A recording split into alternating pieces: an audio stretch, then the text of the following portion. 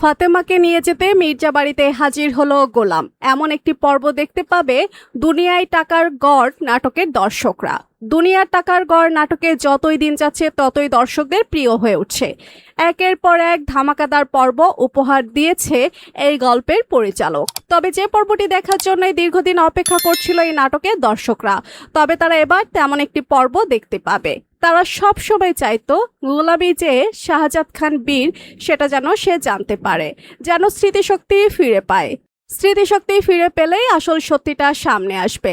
গোলাম ফিরে পাবে তার কার্মা গ্রুপ, হাজার হাজার কোটি টাকার মালিক সে, কিন্তু তার পকেটে এখন টাকা থাকছে না। এটা কোনোভাবে মেনে নিতে পারছে না দুনিয়ার টাকা ও নাটকের দর্শকরা। তবে ইতিমধ্যেই আমরা দেখেছি ফাতেমা এটা বুঝে গেছে গোলাম ও শেহজাদ খানের মধ্যে কোনো পার্থক্য রয়েছে। এটাই আমার শেহজাদ খান বীর। কিন্তু গোলামের মাঝে শেহজাদ খানের কিছু দেখতেই পাচ্ছি না। তা না হলে দাউদ খান যখন গোলামকে তাড়া করলো তখন গোলাম এসে হাঁপালো, গোলাম খুবই ভয় পেয়ে গেল। কিন্তু আমার শেহজাদ খান তো কোনোদিনও দাউদ খানকে ভয় পায়নি, উল্টে দাউদ খান সবসময় শেহজাদকে ভয় পেত। আজ কেন এমনটা করছে সে? আমাকে জানতে হবে। কেন আমাদেরকে চিনতে পারছে না? এগুলো আমাদের জানতে হবে। তো ফাতেমা এই বাড়িতে এসেছে, এটা বুঝে গেছে যে বিষাদ তাদেরকে ঠকিয়েছে। বিষাদ তাকে ঠকিয়ে বিবাহ করেছে শুধুমাত্র টাকার জন্য। এরপর দেখা যায় গোলামকে নিয়ে ডক্টরের কাছে ছুটে আসে ফাতেমা।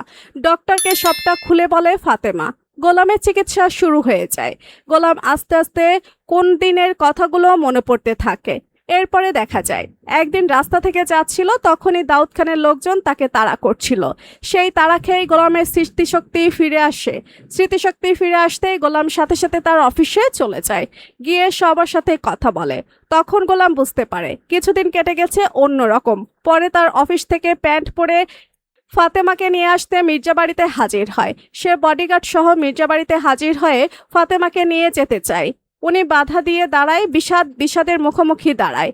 গোলাম ওরফে শেহজাদ খানকে বলে, তুমি আমাকে চেনো? বিষাদ ভালোভাবে তাকিয়ে দেখে গোলামকে সে অবাক হয়ে যায় আর বলে, আমি আমার স্ত্রীকে নিয়ে যেতে এসেছি। ফাতেমা আমার স্ত্রী, সামনে কেউ বাধা হয়ে দাঁড়ালে এবার শেষ করে ফেলবো। যে কথা শুনে খুবই ভয় পেয়ে যায় বিশাল।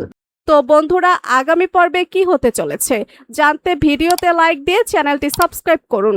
ধন্যবাদ।